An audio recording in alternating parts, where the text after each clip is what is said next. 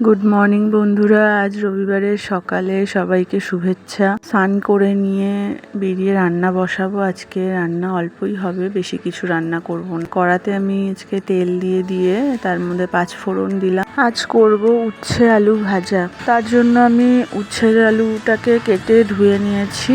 এবার আমি এটা কড়ার মধ্যে দিয়ে দিলাম। উচ্ছে আলুটা কড়ায় দেওয়া হলে এর মধ্যে আমি দেবো অল্প হলুদ গুঁড়ো ও সামান্য নুন।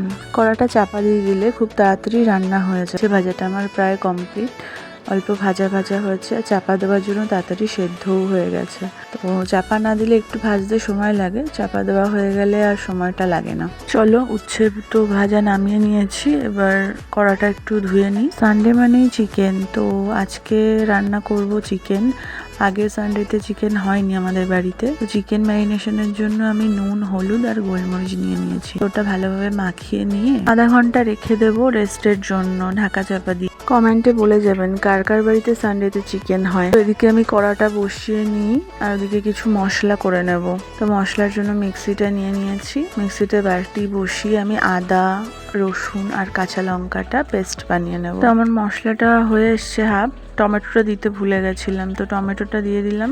এখন আমার মশলাটা পুরো রেডি হয়ে গেছে। এবার কড়াতে আমি তেল দিয়ে দেবো। কড়াটা তো আগেই বসিয়ে দিয়েছিলাম, কড়া গরম হয়ে গেছে। আলুগুলো ভেজে তুলে নিয়েছি। এবার কড়ার তেলে আমি দেব কিছু ফোড়ন, তেজপাতা, শুকনো লঙ্কা, জিরে, এলাচ, লবঙ্গ। মশলার গন্ধ ছাড়লে দেব পেঁয়াজ কুচি। পেঁয়াজ কুচিটা অল্প ভাজা হলে তুলে নিয়ে মিক্সিতে একবার ঘুরিয়ে নেব।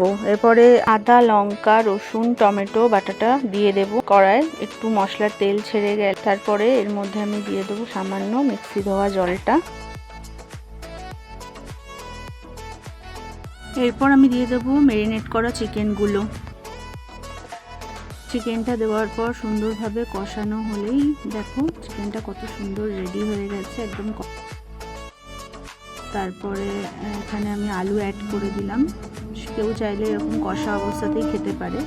আলুটা অ্যাড করে একটু ঢাকা চাপা দিয়ে রাখি। তারপরে অল্প একটু শাহি গরম মশলা ছড়িয়ে নামিয়ে নেব। আলুগুলো খুব সুন্দর সেদ্ধ হয়ে গেছে। এত টেম্পটিং লাগছে দেখতে, যতবার দেখছি তখনই মনে হচ্ছে খেয়ে নিই। চলো এবার তাহলে মেয়ের খাবারটা করে নিই। মেয়ের আমি এখানে জল দিয়েছি, জলের মধ্যে সবজিগুলো দিয়ে দিলাম। তারপরে আমি এর মধ্যে অ্যাড করব 2 টুকরো চিকেন। আর কিছুই দেব না এর মধ্যে, শুধুমাত্র নুন অ্যাড করব।